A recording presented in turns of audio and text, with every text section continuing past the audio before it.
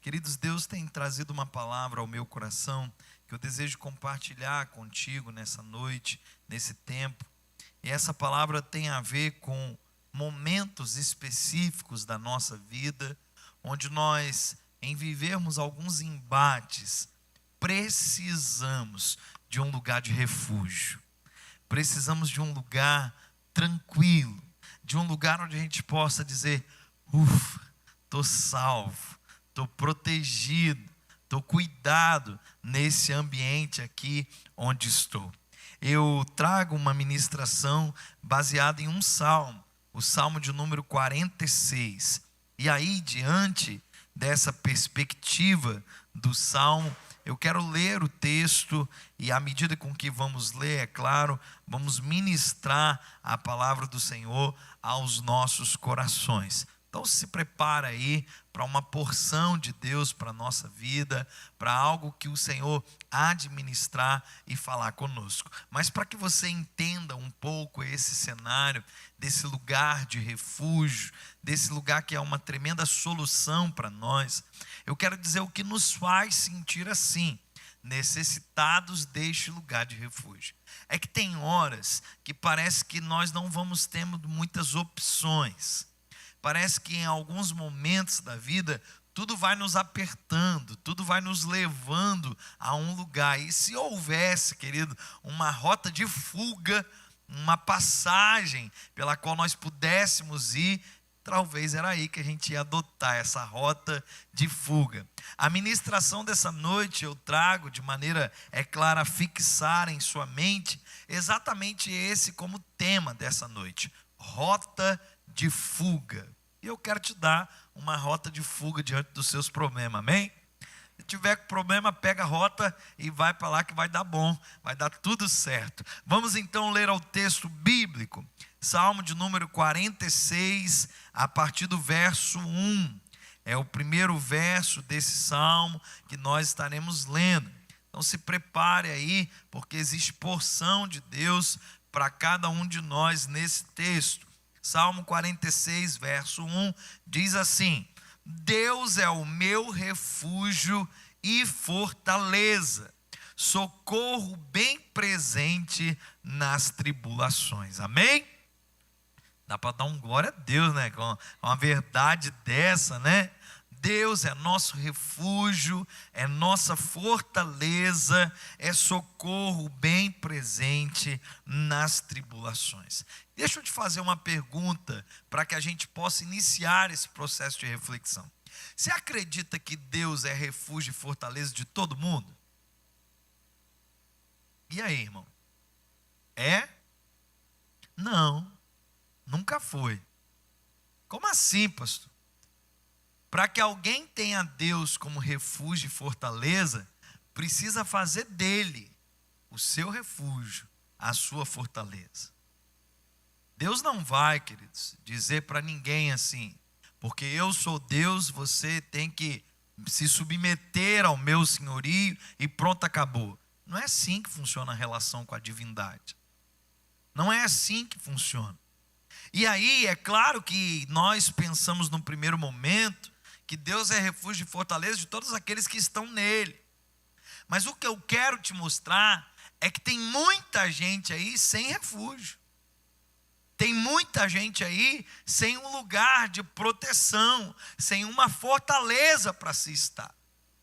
E aí, queridos, diante desse caos que essa possível pessoa viva, ela não encontra, em termos de angústia, um lugar para ser o seu socorro. Há então uma primeira distinção que eu quero fazer. Nem sempre o ser humano faz de Deus a sua fortaleza. Nem sempre o ser humano faz de Deus o seu refúgio. Mas aqueles que o fazem, encontram em Deus proteção e segurança sempre. Amém? Essa é a diferença. Não é que Deus não queira ser refúgio, não queira ser fortaleza para todos. Claro que Ele quer. É interesse de Deus zelar por nós, promover bem-estar a nós. Mas o ser humano precisa se definir. e definirem fazer de Deus o seu lugar de proteção. Tem muita gente que coloca um galinho de planta assim, ó, e acha que está protegido. Você conhece isso? Tem. Tem gente que coloca uns cristais no ambiente onde trabalha e acha que está protegido.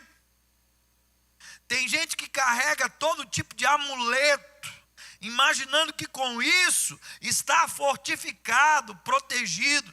Mas a palavra de Deus nos é clara: Deus é o refúgio e fortaleza daqueles que Ele buscam, se refugiam, tem nele o seu socorro.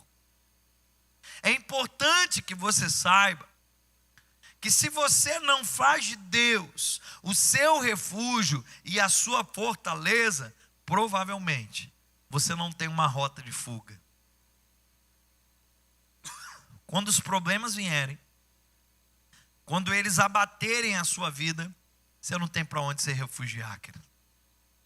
Há uma coisa interessante em que eu percebo em países desenvolvidos, e vários desses que estão suscetíveis a muitas catástrofes da natureza, que de tempo em tempo ocorrem.